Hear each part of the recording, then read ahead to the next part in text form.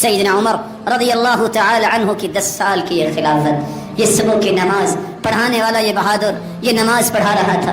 اور ایک دن جب حج کر کے آئے تو حج کر کے اب تہ جگہ پہ اپنا کپڑا بچھا کے لیٹ گئے اور کہتے ہیں اللہ کبرت سنی، اب میں بوڑھا ہو گیا ہوں، وضعفت قوتی، میری قوت بھی کمزور ہو گئی ہے، اب مجھے اپنے پاس بلا لے، میں نہیں چاہتا کہ میں اس منصب پہ رہوں اور اس قوم کو ضائع کر بیٹھوں.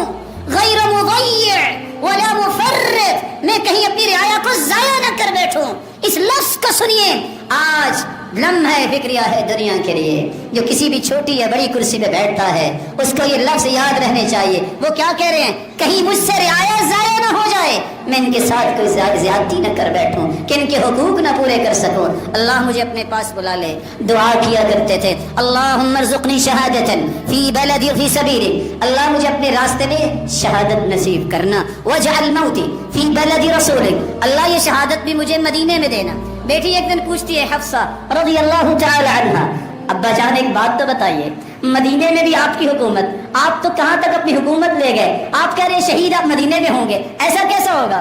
کہا بیٹی ایک بات بتاؤں، سألت ربی، بات یہ ہے میں نے اپنے رب سے مانگ لیا ہے، وارجو ان یلبی ربی، اور مجھے امید ہے میرا رب میری بات کو پورا ضرور کرے گا.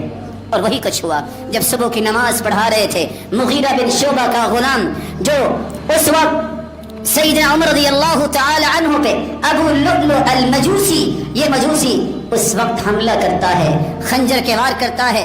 سورۃ یوسف کی تلاوت جاری ہے اور اکثر سورۃ یوسف صبح کی نماز میں سیدنا عمر پڑھا کرتے تھے. جب اس آیت پہ پہنچے وَبِيَضَّتْ عَيْنَاهُ مِنَ الْحُزْنِ فَهُوَ كَظِيمٌ، تو وار کیا تو فوراً زبان سے یہ کلمات نکلے، حسبی اللہ لا الہ الا ہو، حسبی اللہ لا الہ الا ہو.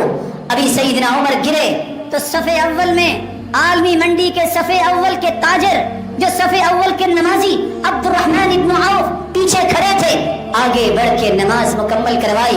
ابو لؤلؤ المجوسی مسلمانوں کو زخمی کرتا ہوا دوڑا، اس کو پکڑ لیا گیا. رسول اللہ صلی اللہ علیہ وآلہ وسلم کے یہ صحابی جب ان کو بے ہوش ہو گئے، ہوش میں آئے تو سب سے پہلا سوال هل اکملت الصلاۃ، مجھے ذرا بتاؤ میں نے نماز مکمل کر لی تھی؟ هل صلیت، کیا میں نے نماز پوری کر لی تھی؟ تکیہ لایا گیا، ٹیک لگوائی گئی. کہتے ہیں نہیں، ضعوا رأسی علی التراب لعل اللہ ان یرحمنی، مجھے مٹی پہ ہی لیٹنے دو، شاید کہ میرا رب مجھ پہ رحمت کر دے.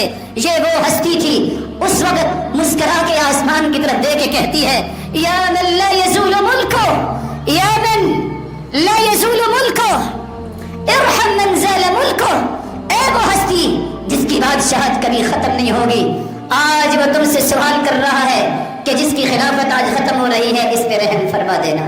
رسول اللہ صلی اللہ علیہ وآلہ وسلم کے یہ پیارے صحابی اللہ کے پاس چلے گئے، آخری لمحات میں تھے.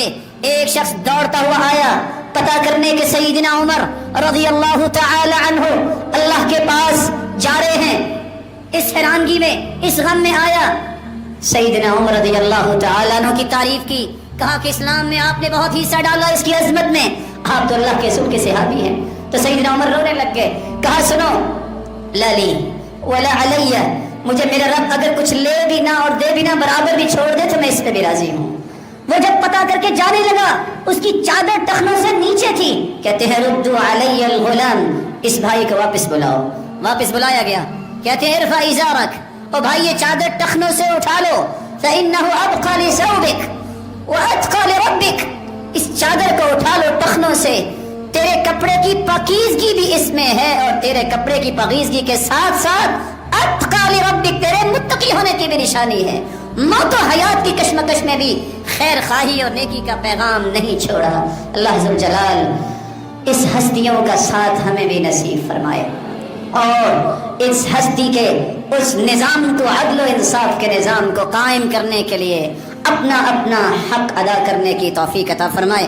وآخر دعوانا الحمد للہ رب العالمین.